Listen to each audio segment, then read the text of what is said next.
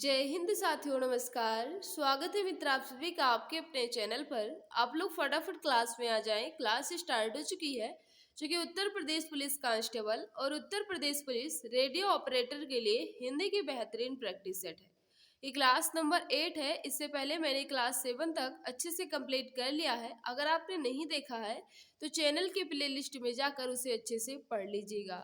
चलिए मित्र, आज की इस बेहतरीन प्रैक्टिस सेट की शुरुआत करते हैं। लेकिन उससे पहले सभी मित्र से एक छोटी सी रिक्वेस्ट है कि एक बार मिलकर क्लास को शेयर कर दो, ताकि और भी फ्रेंड्स हमारे साथ जुड़ सकें, उन्हें भी इस क्लास का लाभ मिल सके। तो चलिए मित्र, आज की इस बेहतरीन प्रैक्टिस सेट की शुरुआत करते हैं और फर्स्ट क्वेश्चन आपके सामने रख देते हैं।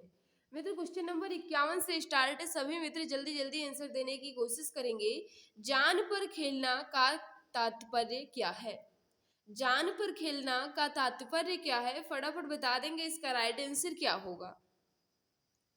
तो याद रखना, इसका जो राइट आंसर हो जाएगा, जो भी मित्र हमारे बता रहे हैं जान पर खेलना इसका क्या तात्पर्य होता है, क्या अर्थ होता है, तो प्राणों को संकट में डालना। ऑप्शन नंबर क्या हो जाएगा? ये बिल्कुल परफेक्ट होगा। जो भी भाई बहन हमारे बता रहे हैं ऑप्शन नंबर ये बिल्कुल सही हो जाएगा। क्वेश्चन नंबर नेक्स्ट आपके सामने, इसका राइट आंसर बताना है। कौन सा छंद 22 से 26 वर्ण और 4 चरणों वाला है? कौन सा छंद 22 से 26 वर्ण तथा 4 चरणों वाला है? फटाफट बता देंगे मित्र। क्वेश्चन नंबर 52 का राइट आंसर क्या होगा? तो याद रखना, इसका जो राइट आंसर हो जाएगा सवैया। बिल्कुल सही बता रहे हो। जो भी मित्र हमारे बता रहे हैं सवैया, बिल्कुल सही हो जाएगा। नेक्स्ट आपके सामने इसका राइट आंसर बताना है। आवश्यकता से अधिक धन का त्याग कहलाता है। आवश्यकता से अधिक धन का त्याग को हम एक शब्द में क्या कहेंगे? फटाफट बता देंगे मित्र, इसका राइट आंसर क्या होगा? तो याद रखना, इसका जो राइट आंसर हो जाएगा अपरिग्रह। बिल्कुल सही बता रहे हो। जो भी भाई बहन हमारे बता रहे हो ऑप्शन नंबर बी बिल्कुल सही हो जाएगा। जो भी मित्र बता रहे हो ऑप्शन नंबर बी बिल्कुल सही होगा मित्र। नेक्स्ट आपके सामने, सांप सूंघना मुहावरे का क्या अर्थ है? सांप सूंघना मुहावरे का उचित अर्थ आपको बताना है। फटाफट बता देंगे इसका राइट आंसर क्या होगा। तो याद रखना, इसका जो राइट आंसर हो जाएगा सहम जाना। बिल्कुल सही बता रहे हो। जो भी मित्र बता रहे हैं सांप सूंघना, इस मुहावरे का उचित अर्थ होता है सहम जाना। बिल्कुल सही बता रहे हो। ऑप्शन नंबर सी बिल्कुल परफेक्ट हो जाएगा। पछताने के लिए कौन सा मुहावरा उपयुक्त है? पछताने के लिए कौन सा मुहावरा उपयुक्त है? फटाफट बता देंगे मित्र। क्वेश्चन नंबर 55 का राइट आंसर क्या होगा? तो याद रखना, इसका जो राइट आंसर हो जाएगा हाथ मलना। हाथ मलना, इस मुहावरे का उचित अर्थ क्या होता है मित्र? पछताना। क्या होता है? हाथ मलना। मुहावरे का उचित अर्थ क्या होता है? पछताना होता है। तो यहाँ क्या पूछा गया था? पछताने के लिए कौन सा मुहावरा उपयुक्त है? तो हाथ मलना। Right answer option number C बिल्कुल सही हो जाएगा। नेक्स्ट आपके सामने है, शून्य का तद्भव शब्द क्या है? शून्य का तद्भव शब्द क्या है? क्वेश्चन नंबर 56 का बता देंगे। राइट आंसर क्या होगा? तो याद रखना, शून्य का तद्भव जो है ये शून्य होगा, जो कि ऑप्शन नंबर बी में है। तो जो भी मित्र हमारे बता रहे हो ऑप्शन नंबर बी बिल्कुल सही हो जाएगा। नेक्स्ट आपके सामने, साक का तद्भव शब्द क्या होगा? साक का तद्भव शब्द क्या हो जाएगा? सभी मित्र जल्दी जल्दी आंसर देने की कोशिश करें। क्वेश्चन नंबर 57 का राइट आंसर। तो बिल्कुल सही। जो भी भाई बहन हमारे बता रहे हैं साग, बिल्कुल सही बता रहे हो। साग का तद्भव जो है ये साग होता है, जो कि ऑप्शन नंबर सी में है। तो जो भी मित्र बता रहे हैं ऑप्शन नंबर सी बिल्कुल सही हो जाएगा। क्वेश्चन नंबर 58 आपसे क्या पूछ रहा है? इसका राइट आंसर बताना है। निम्नलिखित में से कौन सा अनिश्चयवाचक सर्वनाम है? अनिश्चयवाचक सर्वनाम के अंतर्गत कौन आएगा? 4 शब्द आपके सामने दिए गए हैं। फटाफट बता देंगे इसका राइट आंसर। तो याद रखना, इसका जो राइट आंसर हो जाएगा कोई। बिल्कुल सही बता रहे हो। कोई जो है मित्र ये अनिश्चयवाचक सर्वनाम के अंतर्गत आएगा। तो यही इसका राइट आंसर होगा। ऑप्शन नंबर डी बिल्कुल परफेक्ट हो जाएगा। नेक्स्ट आपके सामने, निम्न में से कौन सा झरना का पर्यायवाची है? झरना का पर्यायवाची कौन सा है मित्र? फटाफट बता देंगे। क्वेश्चन नंबर 59 का राइट आंसर क्या होगा? तो याद रखना, इसका जो राइट आंसर हो जाएगा श्रोता भी होता है, निर्झर भी होता है और स्रोत भी होता है। यानी कहा जाए झरना के पर्यायवाची समानार्थी जो है ये तीनों हो सकते हैं। तो ये सभी हो जाएगा। Right answer option number D यहाँ बिल्कुल परफेक्ट होगा। जो भी मित्र हमारे बता रहे ऑप्शन नंबर डी बिल्कुल सही होगा। नेक्स्ट आपके सामने है आधा गांव के रचयिता कौन है। आधा गांव के रचयिता कौन है, क्वेश्चन नंबर 60 आपके सामने है। फटाफट बता देंगे राइट आंसर क्या होगा मित्र। तो याद रखना आधा गांव के रचयिता कौन है, राही मासूम रजा। ऑप्शन नंबर ये बिल्कुल सही होगा। राही मासूम रजा जी की रचना है आधा गांव, तो बिल्कुल सही। जो भी मित्र बता रहे ऑप्शन नंबर ये बिल्कुल सही हो जाएगा।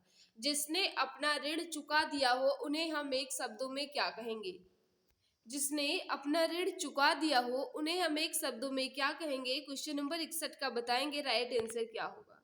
तो याद रखना जिसने अपना ऋण चुका दिया हो उन्हें हम ऋण कहते हैं, तो ऑप्शन नंबर बी बिल्कुल सही हो जाएगा। स्तुति का विलोम क्या होता है।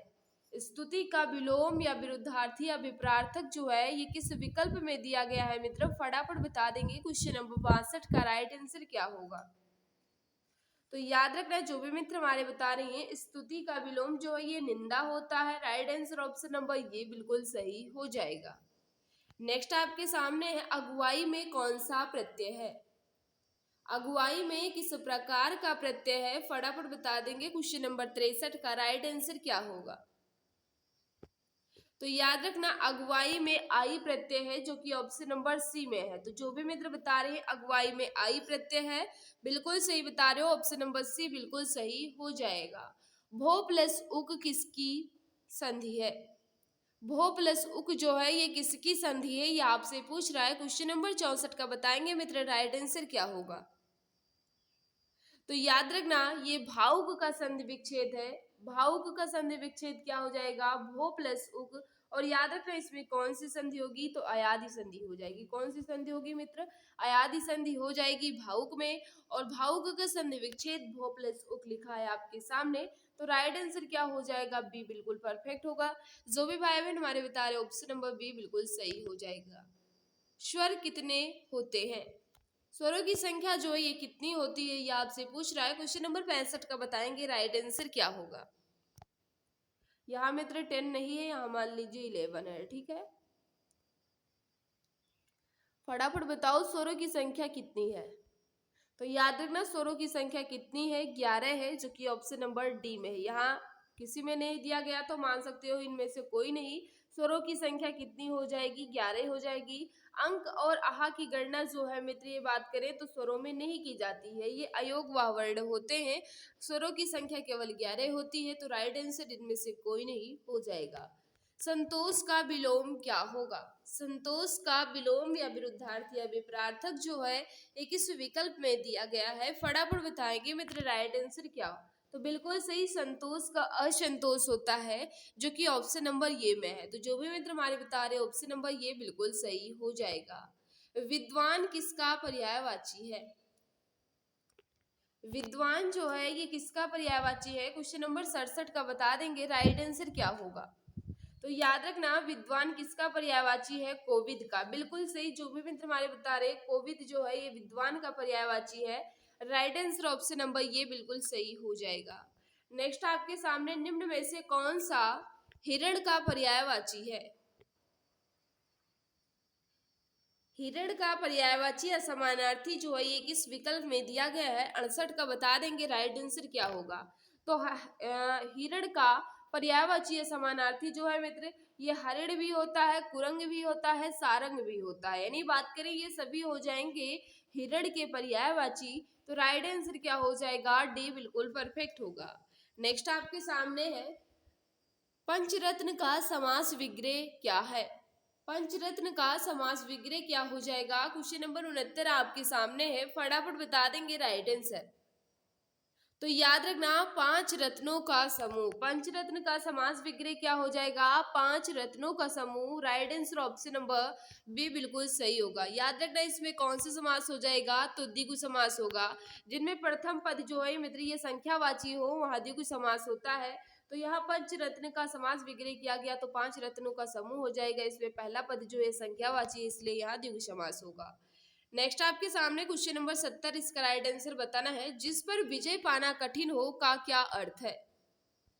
जिस पर विजय पाना कठिन हो उन्हें हम एक शब्दों में क्या कहेंगे, फटाफट बता देंगे मित्र राइट आंसर क्या होगा। मित्र जिस भाई बहन ने अभी तक क्लास को लाइक नहीं किया है, हम आपसे रिक्वेस्ट कर रहे हैं, क्लास आपको अच्छी लग रही है तो प्लीज क्लास को लाइक कर दो। और जो भी प्यारे भाई बहन हमारे साथ नए हैं वह चैनल को सब्सक्राइब कर बेल आइकन को प्रेस कर लें ताकि क्लास की नोटिफिकेशन टाइम टू टाइम मिलती रहे। तो याद रखना, जिस पर विजय पाना कठिन हो उन्हें हम दुर्जय कहते हैं। ऑप्शन नंबर बी बिल्कुल सही हो जाएगा। जो भी मित्र बता रहे हैं ऑप्शन नंबर बी बिल्कुल सही होगा। नेक्स्ट आपके सामने है, पर आंखें नहीं भरी काव्य संग्रह के रचयिता कौन है? पर आंखें नहीं भरी काव्य संग्रह के रचयिता कौन है?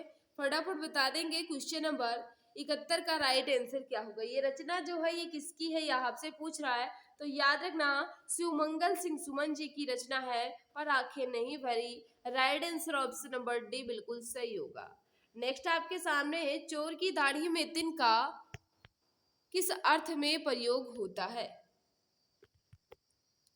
फटाफट बता देंगे। क्वेश्चन नंबर 72 का राइट आंसर क्या होगा?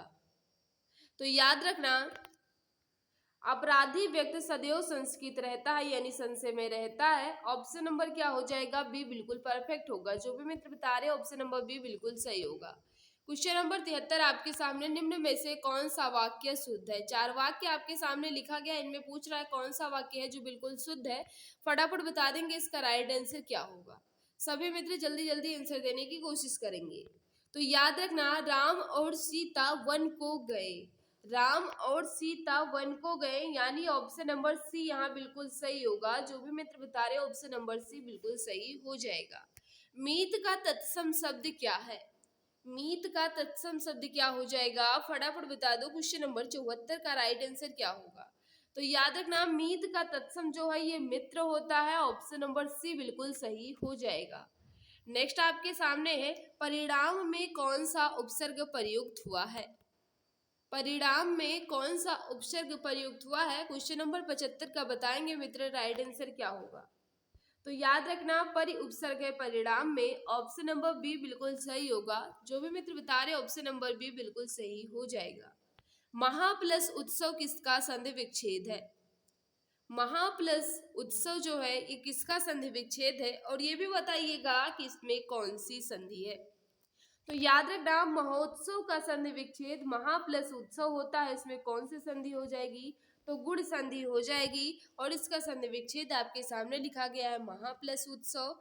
और राइट आंसर क्या हो जाएगा? महोत्सव। ऑप्शन नंबर सी बिल्कुल सही हो जाएगा। जो भी मित्र बता रहे ऑप्शन नंबर सी बिल्कुल सही होगा। मित्र निम्न में से कौन एक प्रेमचंद जी की कहानी नहीं है? प्रेमचंद जी की कहानी नहीं है की बात कर रहा है मित्र। क्वेश्चन नंबर 77 का बताएंगे, राइट आंसर क्या होगा? तो याद रखना, बड़े भाई साहब ये तो मुंशी प्रेमचंद जी की ही है। पूस की रात ये तो मुंशी प्रेमचंद जी की है। ये भी ठाकुर का कुआं ये भी मुंशी प्रेमचंद जी की है। लेकिन चीफ की दावत, चीफ की दावत जो है मित्र ये मुंशी प्रेमचंद जी की रचना नहीं है, ये भीष्म साहिनी जी की रचना है। चीफ की दावत जो है ये मुंशी प्रेमचंद जी की कहानी नहीं है, ये किसकी है मित्र? याद रखना, भीष्म साहनी जी की है। तो राइट आंसर क्या हो जाएगा? डी बिल्कुल परफेक्ट होगा। वह तोड़ती पत्थर कविता किस कवि की कृति है? वह तोड़ती पत्थर कविता किस कवि की कृति है? फटाफट बता देंगे। क्वेश्चन नंबर 78 का राइट आंसर क्या होगा? तो याद रखना, ये कविता जो है मित्र ये किसकी है? सूर्यकांत त्रिपाठी निराला जी की। ऑप्शन नंबर सी बिल्कुल सही होगा। जो भी मित्र हमारे बता रहे हैं सूर्यकांत त्रिपाठी निराला बिल्कुल सही हो जाएगा। अकाल और उसके बाद कविता किस कवि की रचना है? अकाल और उसके बाद ये कविता जो है ये किस कवि की है, यह आपसे पूछ रहा है। फटाफट बता देंगे मित्र, राइट आंसर क्या होगा? तो याद रखना, ये कविता जो है मित्र ये नागा अर्जुन जी की है। राइट आंसर क्या हो जाएगा? ये बिल्कुल परफेक्ट होगा। जो भी मित्र हमारे बता रहे हैं ऑप्शन नंबर ये बिल्कुल सही हो जाएगा। नेक्स्ट आपके सामने है, निम्न में से कौन एक प्रेमचंद की रचना है? 4 रचना आपके सामने लिखी गई है, इसमें पूछ रहा है कौन सी रचना जो है ये मुंशी प्रेमचंद जी की है। तो याद रखना, निर्मला जो है ये मुंशी प्रेमचंद जी की रचना है। ऑप्शन नंबर क्या हो जाएगा? डी बिल्कुल परफेक्ट होगा। जो भी मित्र बता रहे हैं ऑप्शन नंबर डी बिल्कुल सही हो जाएगा। याद रखना मित्र, त्याग पत्र जो है ये किसकी रचना है? तो याद रखना, त्याग पत्र जो है ये जैनेन्द्र कुमार जी की रचना है। किसकी है मित्र? जैनेन्द्र कुमार जी की रचना है। सुनीता जो है ये किसकी रचना है? तो याद रखना जयनाथ पति जी की रचना है। झूठा सच तो सभी मित्र को पता ही होगा कि झूठा सच जो है ये यशपाल जी की रचना है। लेकिन आपसे यहाँ क्या पूछा गया था कि मुंशी प्रेमचंद जी की रचना कौन सी है? तो याद रखना निर्मला जो ये मुंशी प्रेमचंद जी की है। नेक्स्ट आपके सामने निम्न में से कौन सी रचना जयशंकर प्रसाद की नहीं है? जयशंकर प्रसाद जी की रचना कौन सी नहीं है की बात कर रहा है, फटाफट बता देंगे राइट आंसर क्या होगा। तो कंकाल हुआ, तितली हुआ, आकाशदीप हुआ, ये तीनों रचनाएं जो है ये जयशंकर प्रसाद जी की हैं, लेकिन परख जो है ये जयशंकर प्रसाद जी की रचना नहीं है। तो राइट आंसर क्या हो जाएगा? डी बिल्कुल परफेक्ट होगा। परख जो ये किसकी रचना है? तो याद रखना ये भी रचना जो है किसकी है? जैनेन्द्र कुमार जी की है। इसका प्रकाशन वर्ष जो है ये कब माना जाता है? 1929 में इसका प्रकाशन हुआ था। और ये किसकी रचना है? तो याद रखना जैनेन्द्र कुमार जी की रचना है परख। नेक्स्ट आपके सामने, किसने हिंदी साहित्य इतिहास के प्रतिनिधि रचना नहीं की? किसने हिंदी साहित्य इतिहास की प्रतिनिधि रचना नहीं की? फटाफट बता देंगे। क्वेश्चन नंबर 82 का राइट आंसर क्या होगा? तो याद रखना किसने नहीं की बात कर रहा है, तो जयशंकर प्रसाद जी ने नहीं की है। ऑप्शन नंबर डी बिल्कुल सही हो जाएगा। प्रकृति का सुकुमार कवि किसे कहा जाता है? प्रकृति का सुकुमार कवि किसे कहा जाता है? 83 का बता देंगे राइट आंसर क्या होगा? तो याद रखना प्रकृति का सुकुमार कवि जो है सुमित्रा नंदन पंत जी को कहा जाता है। ऑप्शन नंबर बी बिल्कुल सही हो जाएगा। नेक्स्ट आपके सामने है, सिंहावलोकन किसकी कृति है? सिंहावलोकन किसकी कृति है? क्वेश्चन नंबर 84 का बता देंगे राइट आंसर क्या होगा? तो याद रखना मित्र ये जो रचना है किसकी है? यशपाल जी की है। राइट आंसर ऑप्शन नंबर ये बिल्कुल परफेक्ट हो जाएगा। क्वेश्चन नंबर 85 आपसे क्या पूछ रहा है? सब प्राची पश्चिम भूनभ अपार, पूछ रहे हैं दिग दिगंत, वीरों का कैसा हो बसंत, किसकी रचना का अंश है? ये जो पंक्ति लिखी गई है ये किस रचनाकार की पंक्ति है? फटाफट बता देंगे राइट आंसर क्या होगा? तो याद रखना ये सुभद्रा कुमारी चौहान जी की पंक्तियां हैं। ऑप्शन नंबर सी बिल्कुल सही होगा। जो भी मित्र हमारे बता रहे ऑप्शन नंबर सी बिल्कुल परफेक्ट हो जाएगा। कस्तूरी कुंडल बसे किस समकालीन महिला रचनाकार की कृति है? कस्तूरी कुंडल बसे ये जो पंक्ति है ये किस रचनाकार की कृति है? फटाफट बता देंगे राइट आंसर क्या हो जाएगा? Question number 86। तो याद रखना मैत्रेयी पुष्पा जी की है। ऑप्शन नंबर सी बिल्कुल सही हो जाएगा। नेक्स्ट आपके सामने है, साहित्य अकादमी पुरस्कार प्रत्येक वर्ष कितनी भारतीय भाषाओं की रचना को प्रदान किया जाता है? साहित्य अकादमी पुरस्कार प्रत्येक वर्ष कितनी भारतीय भाषाओं की रचना को प्रदान किया जाता है, यह आपसे पूछ रहा है। तो 87 का जो भी मित्र बता रहे हैं 22 भाषाओं बिल्कुल सही बता रहे हो। ऑप्शन नंबर बी बिल्कुल सही हो जाएगा। नेक्स्ट आपके सामने, निम्न में कौन दलित विमर्श का रचनाकार नहीं है? फटाफट बताओ मित्र इसका राइट आंसर क्या होगा? क्वेश्चन नंबर 88 का सभी मित्र जल्दी जल्दी आंसर देने की कोशिश करेंगे। तो जो भी मित्र बता रहे हैं कि दलित विमर्श का रचनाकार नहीं है, कौन नहीं है?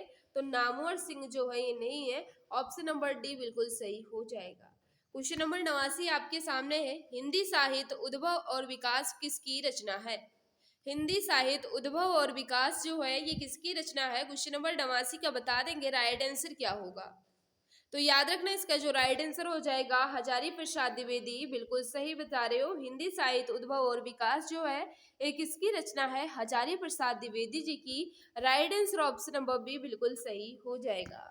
क्वेश्चन नंबर 90 आपके सामने मित्र, इसका राइट आंसर आपको बताना है। सभी मित्र जल्दी जल्दी आंसर देने की कोशिश करेंगे। निम्न में कौन सा शब्द वर्तनी की दृष्टि से शुद्ध है?